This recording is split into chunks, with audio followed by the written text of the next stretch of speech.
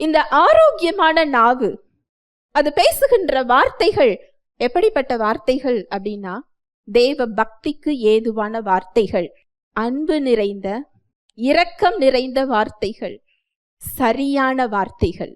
இததான் அந்த நாவு என்ன செய்யுமா? பேசணும். அப்படி பேசினாதான் அது ஜீவ விருட்சத்தின் கனி அது என்ன செய்யும்? கொடுக்கும். சரியான வார்த்தைங்கிறது சத்தியம் நமக்கு கற்றுக் கொடுக்கிறது. பிலிப்பியர் 4:8. கடைசியாக சகோதரரே, உண்மையுள்ளவைகள் எவைகளோ, ஒழுக்கம் உள்ளவைகள் எவைகளோ, நீதியுள்ளவைகள் எவைகளோ, கற்புள்ளவைகள் எவைகளோ, அன்புள்ளவைகள் எவைகளோ, நற்கீர்த்தியுள்ளவைகள் எவைகளோ, புண்ணியம் எதுவோ, புகழ் எதுவோ, அவைகளையே சிந்தித்துக் கொண்டிருங்கள்.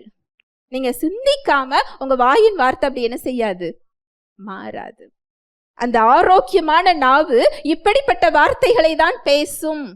இந்த வார்த்தைகளை நீங்கள் தேர்ந்தெடுத்து பேசும் போது உங்கள் வாழ்வுல ஜீவ விருட்சத்தின் கனிகளை நீங்க பார்க்க முடியும். நம்முடைய வாழ்வை மாற்றி அமைத்து கொள்ள முடியும். நம்முடைய சூழ்நிலைகளை, நம்முடைய சரீரத்தில் உள்ள பலவீனங்கள், நம்முடைய வாழ்வை மாற்றி அமைக்கக்கூடிய அந்த அதிகாரம் எங்க இருக்குது? நம்முடைய நாக்குல இருக்குது. நம்முடைய வல்லமை இதுல எதுவும் இல்லை. பேசுகின்ற வார்த்தை ஜீவனுள்ள வார்த்தை. அவருடைய சுவாசத்தினால் அவர் மனிதனை அவர் உயிர் கொடுத்திருக்கிறார். அவருடைய சுவாசம் அந்த வார்த்தைக்குள் இருக்கிறது. செங்கடலை பிரிச்ச வல்லமை, மனிதனை உண்டாக்கிய வல்லமை, ஒவ்வொரு அற்புதங்களும் அதிசயமே. இயற்கைக்கு அப்பாற்பட்ட முறையில தான் அவர் செயல்படுவார். அவர் நாமமே அதிசயமானவர். அதே ஆவியானவர் அவருடைய வார்த்தைக்குள் இருக்கிறார்.